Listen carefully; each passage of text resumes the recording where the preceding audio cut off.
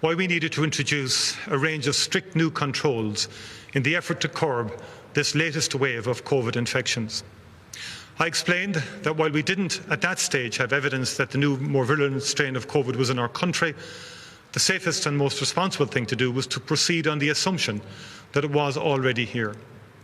Unfortunately, that fear proved to be correct. On Christmas Eve, we received the news we had feared, confirmation that the new strain is indeed in our country.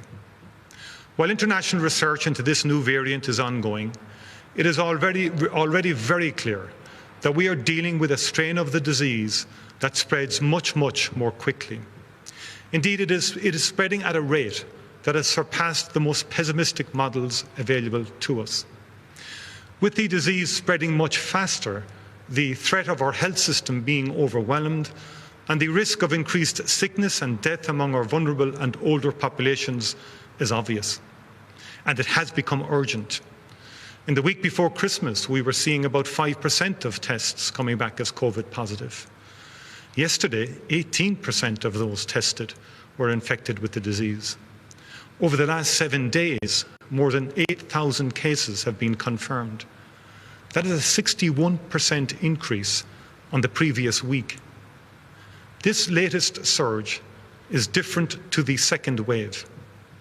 We are seeing rising incidence of the disease across all age groups, especially those aged between 19 and 24 years, and a very worrying increase among those aged 65 and older. During the second wave, there was a long delay between an increase in cases and an increase in hospital admissions. This time it is very different. We are already seeing a sharp rise in the number of hospital admissions. This morning there were 454 COVID patients in hospital. It has almost doubled in a week. The reproduction number is currently estimated at between 1.6 and 1.8. The situation is extremely serious. The numbers will deteriorate further over the coming days.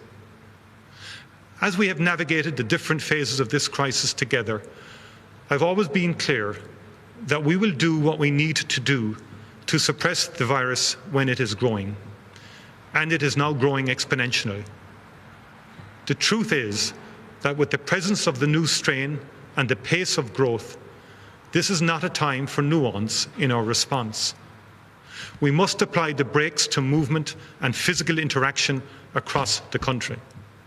We must return to full-scale level 5 restrictions for a period of at least 1 month. In practice, that will mean the following further restrictions.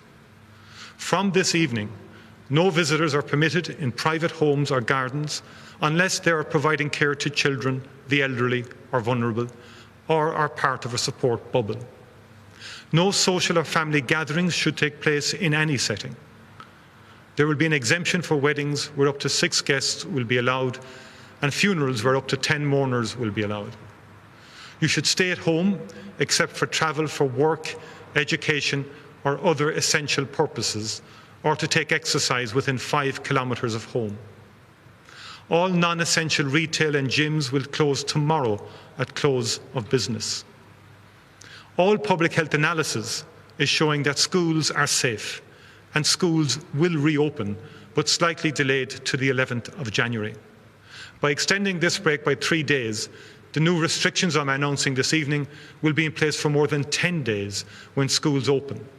Families will have had an opportunity to ensure that their contacts are minimised before children return to school.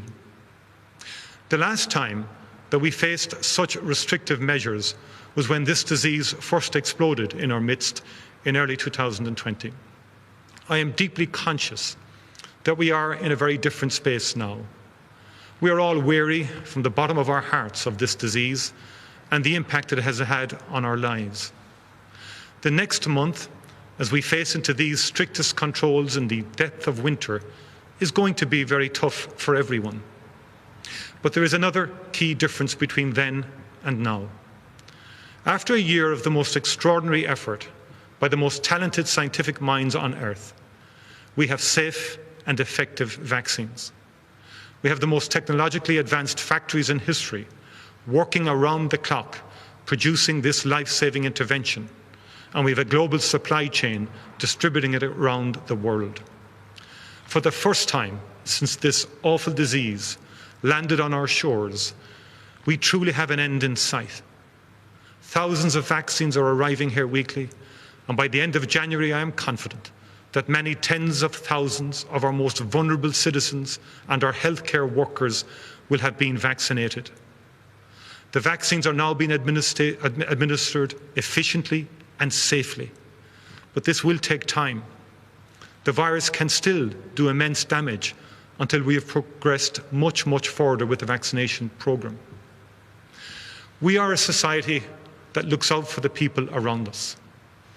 And what we are doing now with these new restrictions is working to keep as many of our parents, grandparents, neighbours and friends safe until such time as they have been vaccinated. This disease and the response it requires is causing massive disruption to our society, and it is undermining our economy. It is having an effect on the mental health of young and old that we will not understand for some time to come. It is costing billions of euros. But the most important responsibility that we all share is to protect the lives of those we love.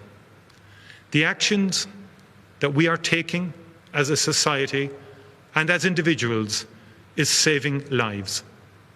We will rebuild the economy. We will repair the damage to our society. We will come to terms with this crisis and make sense of the trauma we've all been through in due course. We will do all these things, and we will start them this coming year because the vaccine now exists. But right now, this is what we must do. We must stay at home and eliminate contact with others now to make sure that as many of our people as possible are still with us to enjoy the better, brighter days that are up ahead. Beg spridden na mehele, ara, cuaram agus feine, ag tastáil sna miana amach roing, go dtí go dtiocfaidh éifeacht na vaccíní I bhaim. Idir an dáling, caithfimid a bheith ciallmhar agus cuaramach, agus na srianta le bhéile cuaig seo a leanúnt. Táim cinnte go dtiocfaidh slán, caithfimid a bheith dóchasach.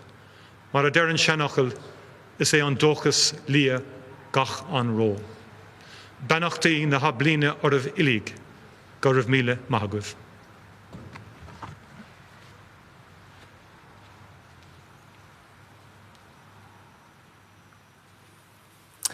Taoiseach Micheál Martin there announcing a return to full level 5 lockdown. Mary Regan of our political staff is still with us. Mary, clearly tough decisions for the government.